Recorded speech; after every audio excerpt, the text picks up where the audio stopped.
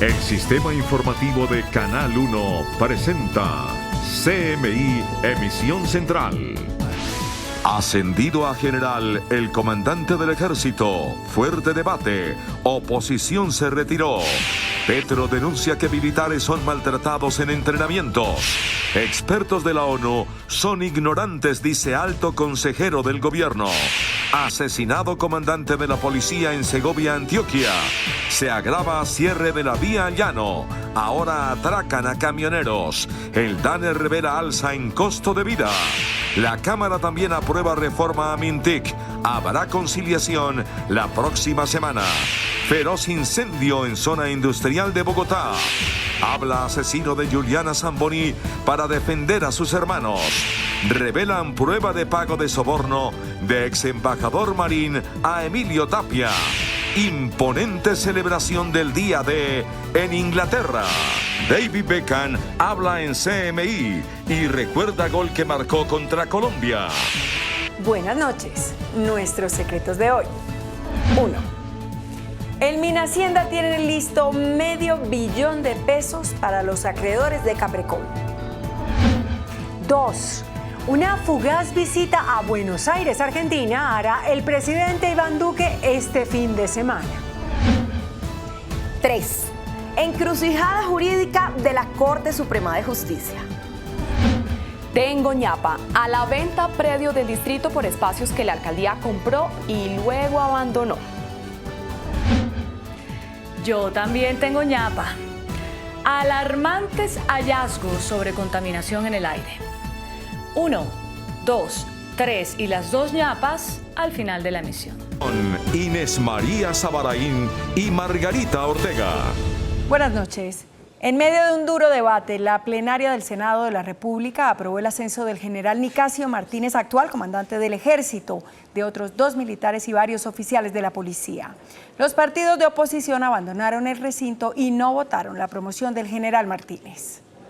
La plenaria del Senado de la República se ocupó hoy de 13 ascensos de miembros de la fuerza pública, incluidos los comandantes de fuerza. Sin embargo, el tema de debate fue el del comandante del Ejército, el general Nicasio de Jesús Martínez, acusado de promover, según una directriz firmada por él, falsos positivos. Así lo denunciaron senadores de la oposición.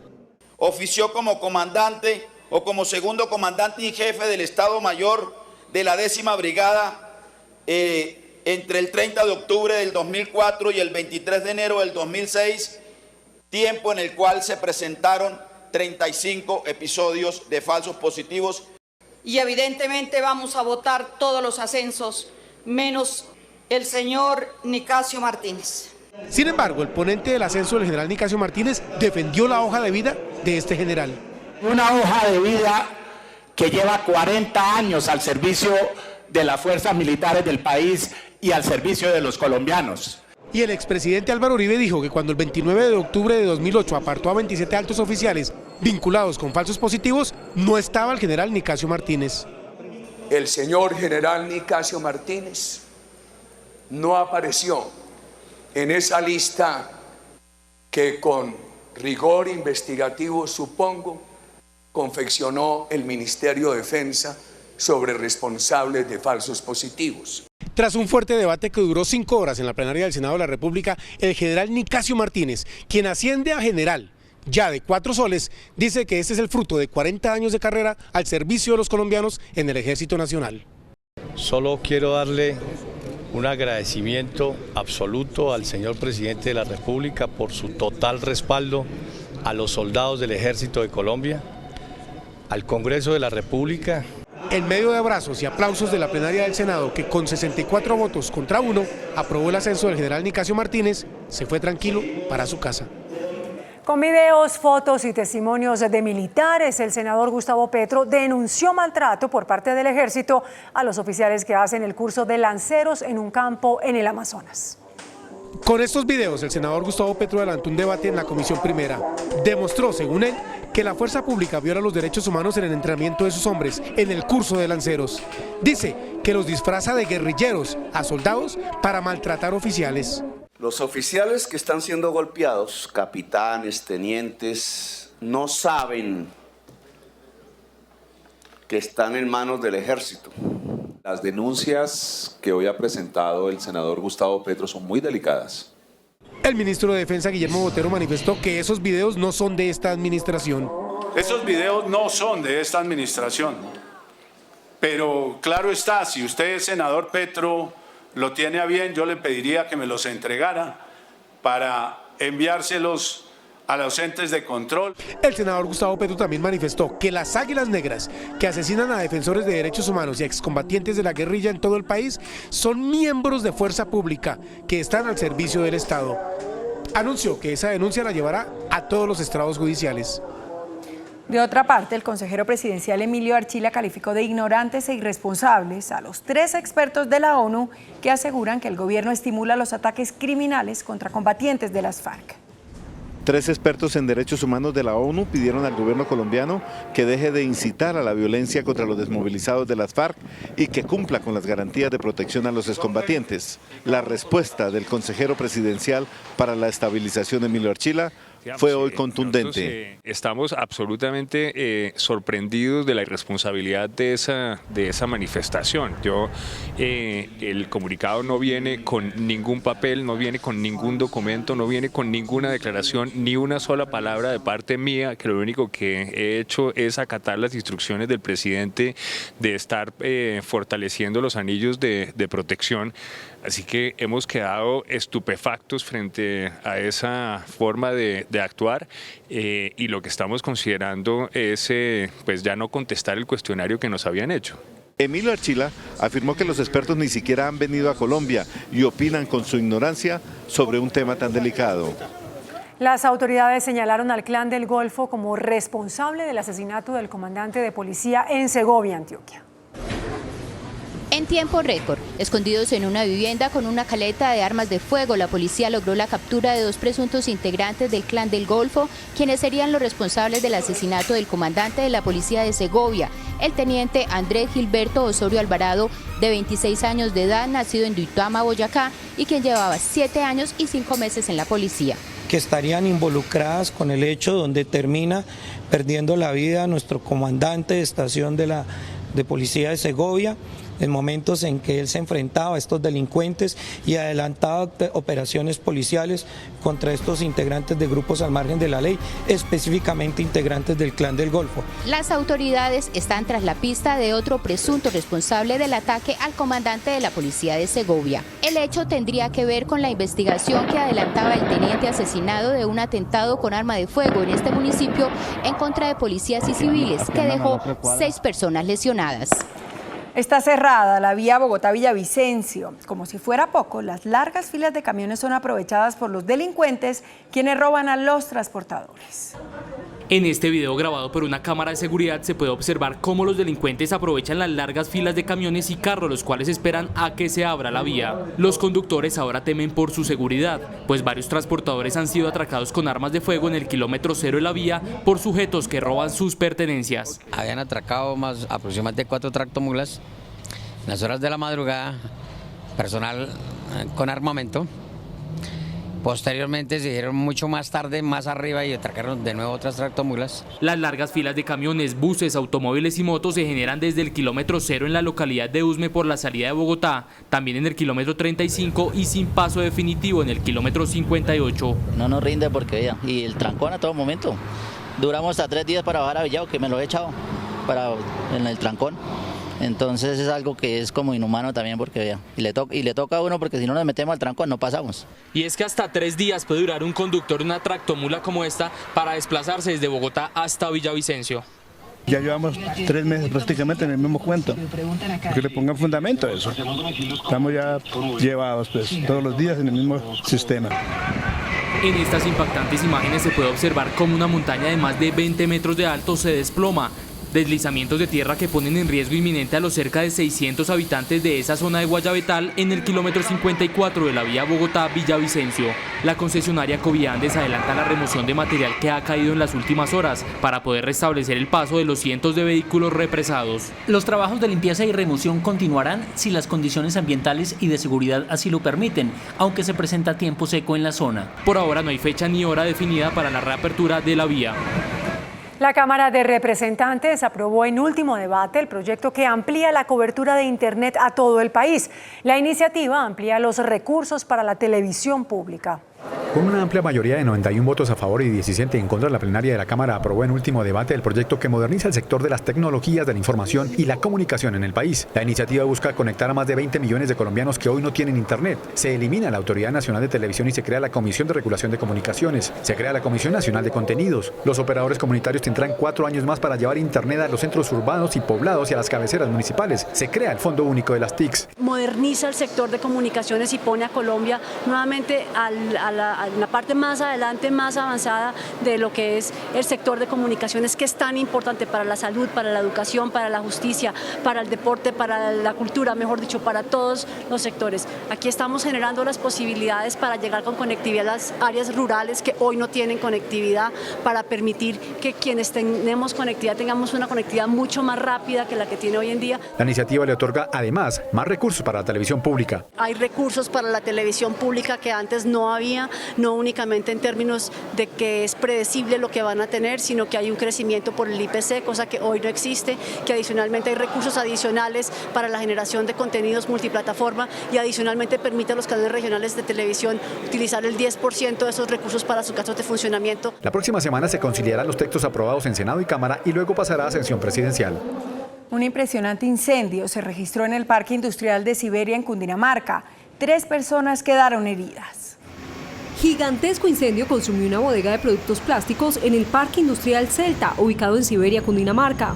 Tenemos el incendio controlado en aproximadamente un 50%, estamos hablando de un área de aproximadamente 3.800 metros cuadrados, estamos hablando de aproximadamente 50 unidades de bomberos, 12 vehículos, máquinas extintoras, 4 carrotanques. 3 personas que resultaron con quemaduras de primero y segundo grado se recuperan en el Hospital Simón Bolívar. Estamos hablando del señor Luis Fernando Bolívar, de 22 años, Jael Amaya Vega, de 26, Alexander Chacón, de 40 años. La explosión en una máquina inyectora de plástico habría generado la emergencia. Las llamas fueron de tal magnitud que se requirió el apoyo de bomberos de 6 municipios. Rafael Uribe Noguera, responsable del atroz crimen de Juliana Zamboní, habló por primera vez y relató la forma despiadada como ejecutó el crimen de la pequeña. Por primera vez, el confeso asesino de Juliana Zamboní relató paso a paso cómo ocurrieron los hechos el pasado 4 de diciembre de 2016. Él es el testigo de la defensa de los hermanos Uribe Noguera. Su relato inició con el drama que se empezó a vivir justo antes de conocerse que él había asesinado a Juliana. Sin embargo, Rafael Uribe dice que su hermana no le cree y que sabe que en cualquier momento pueden llegar a ese apartamento. Estoy sintiendo mucha angustia y al ya presentir que en cualquier momento van a llegar al apartamento mis hermanos, yo escondo, alzo el cuerpo de Juliana y voy y lo escondo. Antes o después, no recuerdo el orden exactamente, cojo la ropa de ella y la escondo en la cisterna del baño principal del apartamento. Después de unos 40 minutos, los hermanos Catalina y Francisco logran ingresar al apartamento. Francisco es quien persuade a Rafael y empieza a preguntar por Juliana. Y me empieza a gritar que qué hice con la niña, que dónde está la niña, que me va a matar, que si le pasó algo. O sea, él está como salido de sus casillas, me empieza a gritar que dónde está la niña, que dónde está la niña, que dónde está la niña. En su testimonio, con el que la defensa busca demostrar que los 2 hermanos no fueron cómplices en el crimen, Rafael reveló en qué momento confesó que había asesinado a la pequeña Juliana Zamboní. Tratando de descifrar qué pudo haber pasado y pues llego a la conclusión y donde le digo que ya la niña está muerta, que la niña está muerta. Con esto, Rafael Uribe terminó su testimonio. Después de casi un año, los hermanos Francisco y Catalina volvieron a los juzgados de Palo Quemado, esta vez para escuchar la versión de su hermano. La defensa, al término del interrogatorio, insistió en que ellos solo conocieron de lo sucedido una vez salen del apartamento y en ese instante comunican inmediatamente a la policía que Juliana está muerta escondida en un jacuzzi. CMI revela el video de la negociación sobre un soborno que el ex embajador en Venezuela, Fernando Marín, ofreció al contratista Emilio Tapia para no resultar implicado en el carrusel de la contratación en Bogotá. El ex embajador de Colombia en Venezuela, Fernando Marín Valencia, es señalado por la Fiscalía de ser la persona que lavó el dinero que obtuvieron los hermanos Samuel e Iván Moreno. El principal testigo del lavado de activos fue Emilio Tapia, quien aseguró que la fortuna del carrusel de la contratación terminó en Estados Unidos, invertida en propiedades de testaferros. Cuando la Fiscalía llamó ante la justicia a Marín Valencia, él buscó a Emilio Tapia y le ofreció un soborno superior al $1.000.000 a través de su abogado Richard Harris, a cambio de que no declarara en su contra en el juicio que se iniciará este año. Tapia decidió contactar a la Fiscalía y con 3 cámaras escondidas, una de ellas en su reloj, grabó la negociación con el abogado. Aquí hay un tema de que ahora en adelante empiezan a testimoniar, no sé qué, o sea, de qué manera me pueden ayudar ahí con esa vaina para yo salvar esta mierda. Porque ya como tal, empresa como tal ya no hay. Allá esa vaina con su vaina de lavado de activos, los bancos, ya que la constructora trabajan con... Pero papi, hace 3 meses se pararon todas las obras. En otra parte de la conversación, Tapia le pide especificar qué tipo de pago sería efectuado. Porque yo te voy a decir una cosa, ¿qué se puede, o sea, fíjate tú, necesita que yo lo ayude de alguna manera, lo que sea, pero tú no sabes cómo. Bueno, él me habla de ese tema, te voy a decir dos cosas. Bien. Y entonces, yo necesito saber qué es lo que es y cuál es la propuesta, o sea, necesito saber en concreto para yo tomar la decisión. En la grabación de 2 horas, Tapia revela que incluso a través de un emisario del reconocido empresario, le envió el primer pago que el contratista no aceptó. Él sabe, o sea, esos recursos que tú le diste al coronel, él sabe que yo no, que a mí no me entregaron ni una sola moneda. Por este caso, el ex embajador Marín podría pagar una condena de hasta 4 años de cárcel. La Corte Suprema de Justicia citó para declaración el próximo 10 de junio a Marlon Marín, sobrino del exguerrillero de las FARC Iván Márquez y testigo estrella contra Jesús Santrich. La decisión fue adoptada al llamar a indagatoria a Santrich por los delitos de concierto para delinquir y narcotráfico. Para la Corte, el testimonio de Marín será esencial, puesto que en varias oportunidades ha dicho que Santrich participó en reuniones donde se acordó el envío de droga a Norteamérica. Asimismo, el alto tribunal le solicitó al Departamento de Justicia de los Estados Unidos información sobre las actividades que realizaron para identificar a los colombianos que presuntamente hacían parte de la organización criminal dedicada al tráfico de estupefacientes. Informar si con posterioridad al desarrollo de las actividades denunciadas se han realizado procedimientos adicionales relacionados con la organización criminal. El abogado de Santrich señaló que con todas esas pruebas se demostraría su inocencia. En buena hora vamos a poder escuchar a Marlon Marín y vamos a tener la posibilidad de controvertir todas y cada uno de los dichos de Marlon Marín porque tenemos plena prueba para ello. Después de analizar las pruebas, la sala de instrucción entrará a determinar si dicta orden de captura contra Jesús Santrich. Los senadores Iván Cepeda y Antonio Sanguino denunciaron al exfiscal Néstor Humberto Martínez por supuestas irregularidades en la captura de Jesús Santrich. Los dos congresistas consideran que las pruebas que comprometerían a Jesús Santrich con narcotráfico fueron recaudadas por agentes extranjeros que violaron la soberanía con el visto bueno de la Fiscalía. Parece ser que está ocurriendo aquí es que hay una actuación para provocar delitos y no para descubrir en fragancia a personas cometiendo delitos o a organizaciones cometiendo delitos. Ese cuento de creer que Santrich es la Madre Teresa de Calcuta y que lo provocó un agente de la DEA para que pareciera vinculado al narcotráfico, eso sí es muy difícil de creer, sobre todo cuando los colombianos sabemos de hace décadas atrás del nexo de la FARC con el narcotráfico. Los senadores Cepeda y Sanguino también consideran que la extradición de Santrich impide que las víctimas conozcan la verdad sobre el conflicto, tesis que fue rechazada por el gobierno y el Centro Democrático. En Inglaterra se conmemoró el aniversario número 75 del día D del desembarco de Normandía, la mayor operación militar conjunta jamás vista. Líderes de más de 15 países del mundo y cientos de veteranos se reunieron en Inglaterra para rendir un homenaje a los soldados que participaron hace 75 años en el desembarco aliado de Normandía, la mayor operación militar por tierra y mar que ayudó a acabar con la Segunda Guerra Mundial.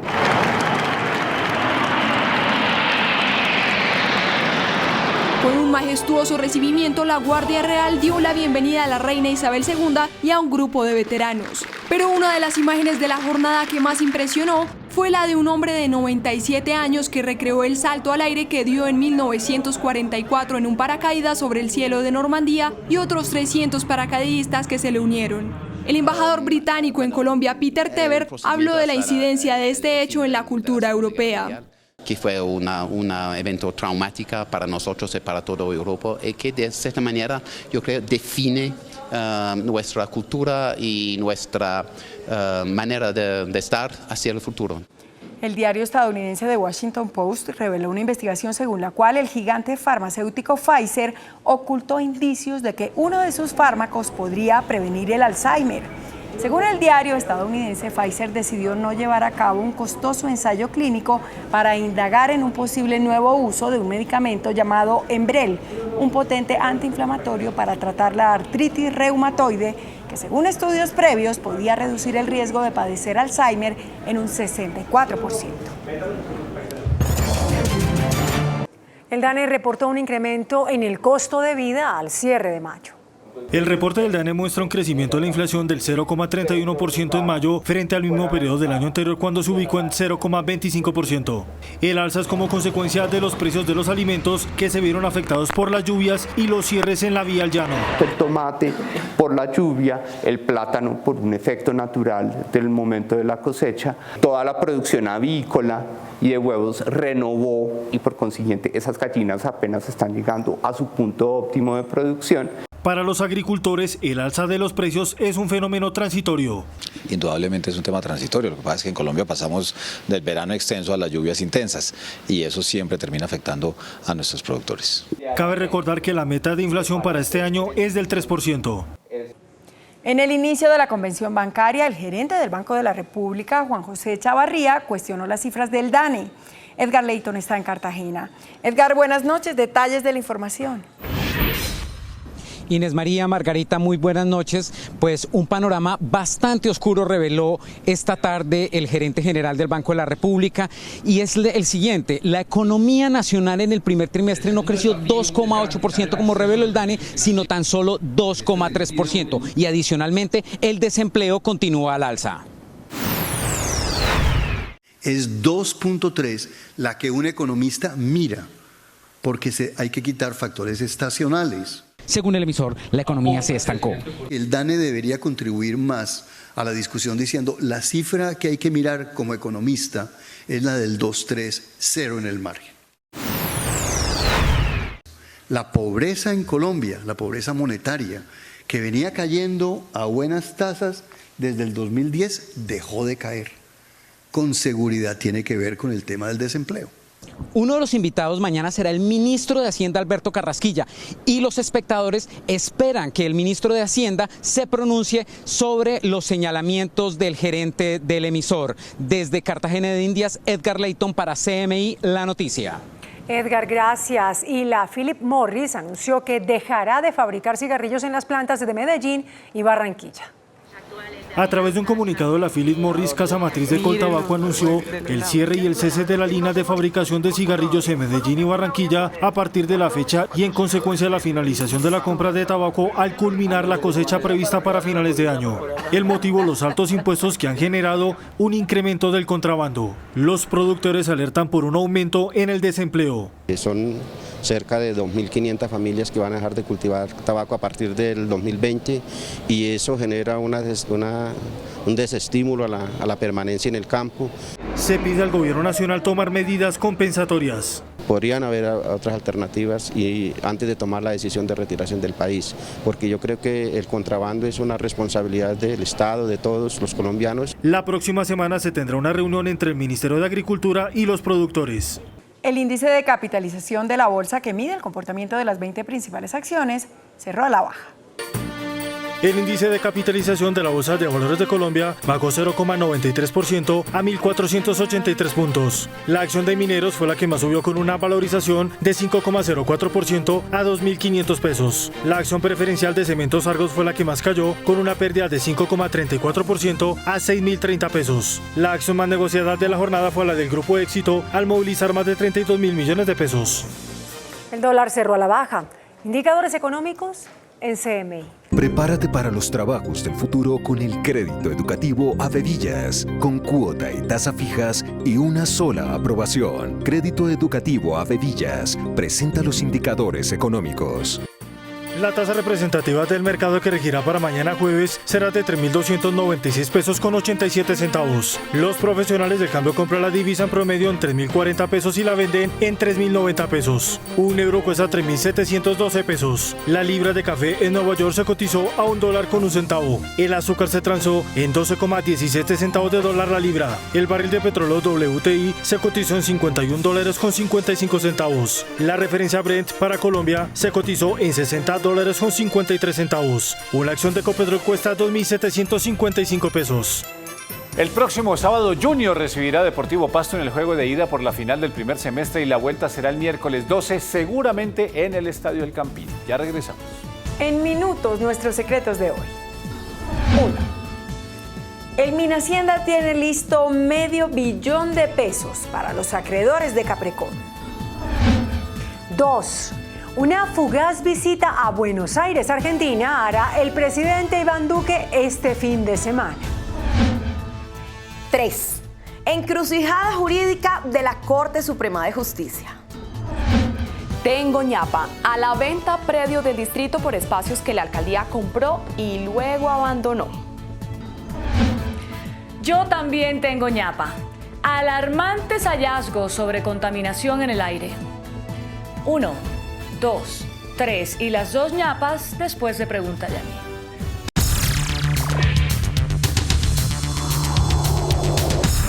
Resultados al sondeo de anoche. Después de la entrevista en Pregunta Yamit con el senador de Cambio Radical Rodrigo Lara, ¿usted está de acuerdo con el proyecto de reforma al MINTIC para ampliar el espectro y extender las redes sociales y el Internet a las zonas rurales? Sí, 71,93%. No, 28,07%. Muy buenas noches. El problema de Hidroituango, ¿en qué terminó? ¿Qué va a pasar? ¿Siguen los riesgos? Jorge Londoño es el gerente general de las empresas públicas de Medellín EPM. Doctor Jorge, muchas gracias por aceptar la invitación. En primer lugar, ¿qué fue lo que pasó? Sí, Yamil, muy buenas noches y muchas gracias también por invitarme al programa. A usted, señor. A ver, empecemos. Este es el río Cauca, de sur a norte, y la idea era construir una presa en este sector del río, pero para empezar a construir la presa, inicialmente uno tiene que desviar el río por unos túneles. Hay que desviar ese río por un par de túneles, el túnel 1 y el túnel 2. Cuando en los diseños se contemplaron estos 2 túneles de desviación, ellos contemplaban unas compuertas aquí al ingreso de los mismos, pero por condiciones geológicas, la instalación de esas compuertas se estimó que no era muy conveniente llevarla a cabo allí porque podría generar problemas de estabilidad en la obra. Entonces, para resolver este problema, había 2 opciones: o tratar de instalar estas compuertas más hacia adentro del túnel, o se encontró una segunda opción que era hacer un tercer túnel. En reemplazo de las compuertas. En reemplazo de las compuertas. Lo que fue un error gravísimo. No, eso en su momento fue una decisión que era más costo eficiente que el desarrollo de estas compuertas más internamente. Por eso le digo, el origen inicial fue ese, no haber construido las compuertas. No, sí, eso es el origen de la situación, pero no es la causa del problema. Es el origen, pero no es la causa. Este es el origen, no haber construido las compuertas. ¿Y la causa? Entonces, ya la causa, este túnel, cuando entra a operar, inicialmente se van taponando estos otros túneles. Sí. Porque la idea era que el proyecto entrara en diciembre del año 2018 y entonces estos túneles había que irlos cerrando paulatinamente. Entonces, ¿cómo se cerraban estos túneles? Con unos pretapones de concreto acá a la entrada y después un tapón grande aquí en la mitad del túnel. Ya se había cerrado este túnel 1, se había empezado el cierre del túnel 2 con el pretapón y estaba operando, entonces el río se estaba desviando por este tercer túnel. pero cuando ya llevaba prácticamente 2 meses de operación, en este sector del túnel se derrumbó, hubo un cráter, se derrumbó y lo taponó, y entonces como estos dos ya estaban taponados y este lo taponó el derrumbe, el río quedó bloqueado y por eso el embalse empezó a subir sin tener concluida la presa. Por eso le dije yo, doctor Jorge, que el error inicial fue haber decidido no construir las compuertas. No, yo vuelvo y... No, en ese momento. Pero no era error, no era error. En su momento fue la mejor decisión desde el punto de vista de ingeniería y de costo-beneficio. Por eso, pero seguro está explicando usted, por tratar de ahorrar, se decidió no construir las compuertas por el costo económico. Porque era más costo eficiente en su momento, pero eso no es un error. No, con todo respeto, doctor Londoño. Esa era una decisión trascendental, hacer o no las compuertas. El problema se presentó del otro camino, del tercer túnel, por eso. Sí. ¿Quién es el responsable de esa decisión? Esa decisión en su momento se toma en conjunto. La firma diseñadora hace unas propuestas a EPM y EPM a su vez lleva la propuesta modificada a la sociedad de Hidroituango. Es decir, fue una falla de diseño en la construcción. Este problema en su momento, el origen, cuando entramos a construir la obra y se encuentra que la estabilidad no era la suficiente para soportar las compuertas, se hacen modificaciones al diseño. Eso no es un error, sino que es una modificación precisamente para evitar problemas. Por eso le repito, en ese momento, porque no se previó lo que podría pasar. Correcto. Entonces ahí está, digamos, primera razón y causa. No es causa, es origen, pero no es causa. Pero yo le pregunté cuál fue la causa entonces. La causa es lo que determinó el estudio que contratamos con una firma chilena, era que en una zona de cizalla, que había más o menos unos 120 metros al interior del túnel, esa zona de cizalla pudo haberse ido erodando por el flujo de agua que venía transcurriendo por el túnel y finalmente colapsar. Lo que no fue previsto en su momento, repito, en ese momento, por los constructores. Pero ya eso no es un tema, digamos, de diseño, sino durante el desarrollo de la construcción en lo que llamamos la fase de asesoría. Bueno, ahora, ¿en qué está en ese momento Hidroituango? En un momentito, doctor Londoño, por favor.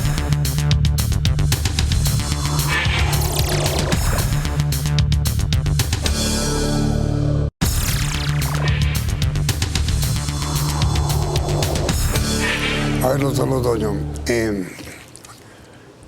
¿las compañías de seguros pagarán el costo, el sobrecosto? Nosotros en este momento, con la fase de toda la reclamación, básicamente tiene 2 etapas. La primera etapa es que nos hagan una declaración de cobertura, es decir, que las compañías aseguradoras digan que sí nos van a pagar. Y la segunda fase es cuándo y cuánto nos van a pagar. Entonces, esta primera fase de declaración de cobertura nosotros esperamos tenerla concluida hacia el mes de julio, agosto del presente año, o sea, en unos 2 meses debe quedar concluida esa primera fase para entrar entonces a la segunda fase. Es decir, la teoría, la tesis que defiende EPM es que las compañías de seguros deben pagar. Nosotros estamos muy confiados de que el origen de toda esta contingencia era imprevisible y por lo tanto esos tipos de situaciones están cubiertas en la póliza de seguros. Pero los aseguradores no pueden alegar que si se hubieran construido las compuertas como lo determinaba el diseño, no habría ocurrido el desastre que pasó. No, porque como le digo en su momento, la decisión de hacer el tercer túnel fue una decisión que incluso se consultó en su momento con las aseguradoras. Las aseguradoras aprobaron ese cambio de diseño. Entonces, primero, ¿EPM no va a perder semejante cantidad de dinero por el problema? Si finalmente el seguro nos hace una declaración de cobertura, nosotros esperamos recuperar la mayor parte del costo adicional que tendrá la obra. ¿Qué fue lo que se contrató con los aseguradores?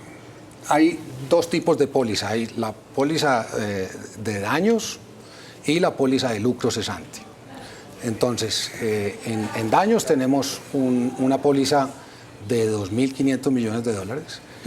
Y en lucro cesante tenemos un lucro cesante de 12 meses con un deducible de 3 meses, es decir, un neto de 9 meses. ¿Por qué razón las compañías de seguros podrían decidir que eso no estaba cubierto por el seguro? Pues hay una serie de motivos o de cláusulas de exclusión en la póliza que ellos revisan si si el origen de la contingencia puede caber dentro de una de esas cláusulas de exclusión. Nosotros consideramos que no. En su opinión, sí. Nosotros consideramos que estamos dentro de póliza. ¿Cuánto costaba Hidroituango antes del desastre? Nosotros al momento de que ocurriera la contingencia estábamos estimando un costo cercano a los 12 billones de pesos. 12 billones con ¿Y cuánto va a costar ahora? Está oscilando entre 15 y 16 billones de pesos. ¿Y esa diferencia? Esa diferencia, buena parte, la estaría cubriendo el seguro. Pero la reclamación de EPM a las aseguradoras vendrá, o vino, o ya está. Ya está, estamos en proceso de reclamación y entonces en este momento se está determinando si estamos en cobertura o no. ¿Y están reclamando cuánto? Pues nosotros, si sumamos las dos partes del seguro, lo que es daños y lucro cesante, estaríamos hablando de una cifra que oscila entre 1 y 1.5 1.000 y 1.500 millones de dólares. ¿De dólares? Sí, señor. ¿Hay en el mundo alguna? En este momento que nosotros tengamos conocimiento es la reclamación más alta que hay en el mundo. No puede ser. Sí. ¿Y eso se decide cuándo? En 2 meses más o menos, Yamin. Lo invitaré entonces. Doctor Londoño, muchas gracias. Mire, quisiera invitarlo a grabar el programa de mañana sobre cuál es el presente y cuál es el futuro de Hidroituango. Claro que sí. Muchas gracias. Por hoy los invitamos a ver nuestro tradicional 1, 2, 3 y mañana la segunda parte de la entrevista con el doctor Londoño.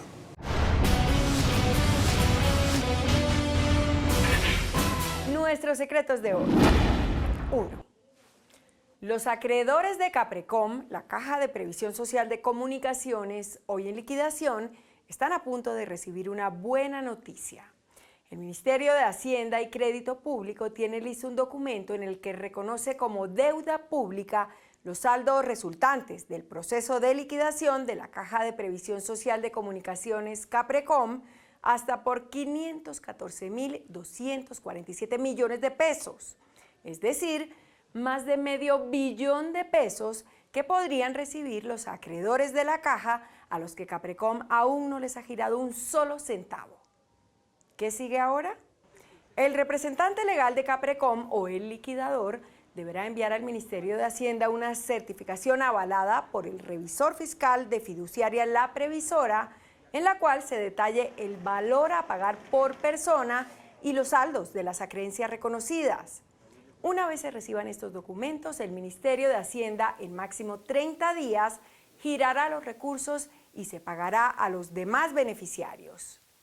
La verificación de los soportes de pago estará en cabeza de fiduciaria La Previsora, entidad que actúa como vocera de un vehículo financiero o patrimonio autónomo a través del cual se realizaría el pago. 2. El presidente saldrá el domingo en la tarde de Bogotá y regresará el lunes. Estará menos de 24 horas en Buenos Aires. Será una visita de Estado, la primera de Duque a Argentina. Su viaje le permitirá al mandatario colombiano obtener de su colega argentino la refrendación del apoyo a las gestiones políticas y diplomáticas que se realizan contra el gobernante de Venezuela, Nicolás Maduro. Macri y Duque se identifican por la fuerza con la que ambos participan en el llamado Grupo de Lima. Ese es el escenario donde 12 países latinoamericanos juegan sus cartas para tratar de poner fin a la llamada usurpación del poder en Venezuela. La agenda oficial de Duque en Buenos Aires comenzará muy temprano en la mañana del lunes con su visita a la Casa Rosada, sede presidencial. Macri, desde su llegada al poder en diciembre de 2015, ha propuesto avanzar en un acuerdo de integración entre Mercosur, integrado solo por Brasil, Argentina, Paraguay y Uruguay, y la Alianza del Pacífico, formada por Colombia, México, Perú y Chile. Macri recibirá mañana también en visita de Estado al presidente Jair Bolsonaro de Brasil, con quien tiene grandes afinidades políticas. Argentina, Brasil y Colombia, como gobiernos de centro derecha, forman el tridente más fuerte contra Maduro. 3. La encrucijada en la que está la Corte Suprema es esta. Resulta que la magistrada Cristina Lombana, de la Sala de Instrucción, es miembro activo del Ejército y esa condición ha hecho que sea recusada en varios procesos, como el que se adelanta contra el senador Álvaro Uribe, por lo que sus compañeros decidieron apartarla de esa sala y perdió la ponencia sobre el caso Uribe que ella debía redactar y presentar. La magistrada interpuso una tutela contra su misma sala, alegando que ella no está impedida. Todo esto hizo que la Corte advirtiera el hecho de que ella siga vinculada al Ejército porque ¿cómo podría investigar imparcialmente casos relacionados con tomas guerrilleras o masacres que involucren a uniformados? Dicen algunos magistrados que al momento de elegirla dieron por hecho que con el nombramiento ella renunciaría a su condición de militar, pero no fue así y parece que tampoco contempla hacerlo. En la Corte ya se habla de revocar su nombramiento. El problema es que no saben cómo hacerlo porque nunca han tenido una situación similar. Por ahora, la corporación espera el fallo de tutela que interpuso la magistrada Lombana ante el Consejo de Estado a ver si ese tribunal emite algún pronunciamiento sobre esta situación. Tremendo lío que tiene la Corte Suprema. Tengo ñapa. La empresa de renovación urbana de Bogotá sacará a la venta cerca de 300 predios que la alcaldía compró para el proyecto de Estación Central. Era un plan ambicioso en el centro de Bogotá que contemplaba la construcción de varias torres de oficinas y comercio. La tierra se adquirió, pero el proyecto nunca se ejecutó. El distrito invirtió 28.000 millones de pesos en la compra de los predios que ahora son lotes desocupados y focos de inseguridad. La alcaldía dice que la idea es cambiar el uso del suelo para proceder a la venta. Por eso se tramita un nuevo plan parcial que permita construir viviendas y no oficinas como estaba contemplado inicialmente. Se espera que a finales del año las 3,5 hectáreas salgan a la venta. Y mi ñapa. El procurador Fernando Carrillo denunció que 1.000 de los 1.122 municipios del país no tienen planes de reducción y control de contaminación en el aire. En un informe elaborado por la Procuraduría y la ONU, se advierte que alrededor de 8.000 personas mueren al año a causa de enfermedades relacionadas con contaminación ambiental, como bronquitis, neumonía, rinitis, otitis y asma. De acuerdo con el estudio, el 78% de la contaminación en el aire es producida por automóviles y el 22% por la industria. La Procuraduría y la ONU solicitaron la adopción de medidas urgentes de prevención por parte del gobierno y las autoridades locales.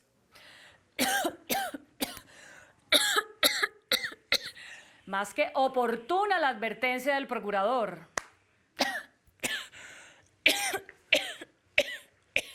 Hasta mañana. Que descanse.